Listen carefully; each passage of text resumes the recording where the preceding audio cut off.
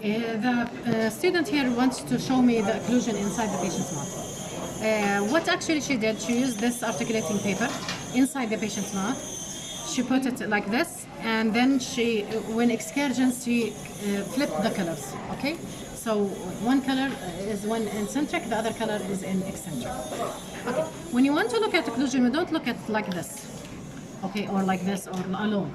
We have to have both of them in front of each other. Why? Because it's easier for me to compare. Because this tooth is biting here. So if I'm looking at this mark, I'm also going to look at this one, and so on, and so on. So the first thing, this is centric, for centric occlusion. The red color is down. I find that I have red colors on the teeth. I have some blue colors on the teeth. This tooth doesn't have occlusion at centric occlusion. Okay, this is tooth number 7. Okay, the first question, do I alter this or do I alter this one? There is no occlusion. The bite should be distributed over the posterior teeth equally. And if you look closely, there is some space. Can you see it? In between the upper and lower tooth, there is space. Which one do I alter? Do I alter the upper 7 or the lower 7? Some of you could say the upper, I'm going to say wrong. And if you say the lower, I'm also going to say wrong. There is a criteria that I need to check. I need to put this on a flat surface. Suppose this is my flat surface for the camera to see. If this setting is correct on the flat surface, according to the rules of setting, all of the adjustments I'm going to do in the lower. So I have here a curvus V. The curvus V is running upwards smoothly. There is no steps and there is no problem with the 7. So I'm going to ask the student to raise this tooth a bit up until they have occlusion like the molars do. Okay. Another note in red down here, we have bites on the incisor teeth, edges of the anterior teeth. This is not allowed. Another video we have shown that when the patient keeps biting like this, the teeth are falling off the denture if they're weakly connected to the base plate. Okay. If it's a denture, teeth will not come out of the denture. This is base plate, they come out with wax, but in the denture it's solid.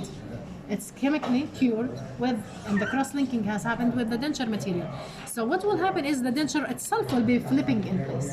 You will have like flipping motion. It will not be stable. So yes, we have overjet, we have overbite, we should not have contact.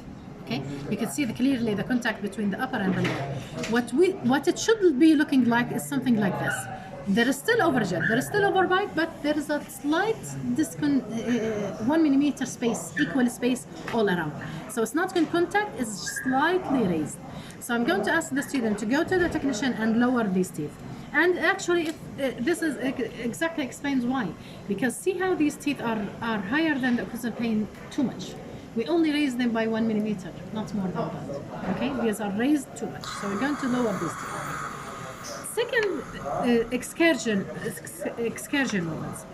In the centric occlusion, in only the centric bite, we are looking at the functional cusp and the central fossa. So we were looking at the bites there. But now when in talking about eccentric, we want to look at the non-functioning cusps. Because remember, this is the cusp and this is the fossa in front over it. We said the cusp inside the fossa is keeping the vertical dimensions, correct? And we have equalized that in centric occlusion until all molar teeth are biting in their fossa. Once we do excursions, this means the functional cusp is sliding over the non-functioning cusp. So it's going to like this. If the tooth is not set correctly, what will happen is this cusp will interfere. If I trim or adjust this to solve the problem, I lose the contact. I lost the centric occlusion. This is where the Bull rule applies, that if I have interference on lateral excursions, a heavy interference, I should alter the non-functional cusp, not the functional cusp, or the central fossa. Okay? This is why the Bull rule applies in eccentric. The second term that applies in eccentric is the balanced occlusion. Balanced occlusion is not what you have at centric occlusion. Centric occlusion, you have contact only on posterior teeth. Okay? This is not called balanced occlusion. I begin having balanced occlusion when I go on excursions. If my teeth were set correctly, when I move laterally, I will not have canine guidance, I'll have a group function. Okay? If I even move anteriorly, I'll not have any separation. But in this case, in this denture, I have to lower these teeth to get the balanced occlusion. You can see that I'm moving anteriorly, I'm getting like an incisal guidance. the posterior teeth are separated. So I have to lower these teeth to get the first rule in centric occlusion, which is no contact between the upper and lower.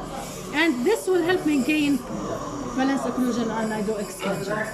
But while they are high, when I'm moving, I'm getting canine guidance. I'm getting incisal guidance. That's not allowed. So balanced occlusion applies when I have the lower teeth in their correct position and the 7 is in correct curval state, because also the 7, when it's correctly meeting the upper, when I'm moving anteriorly, this will be touching because of curval state. It will stay touching. When I do go anteriorly, it will keep touching and prevent the denture from flipping.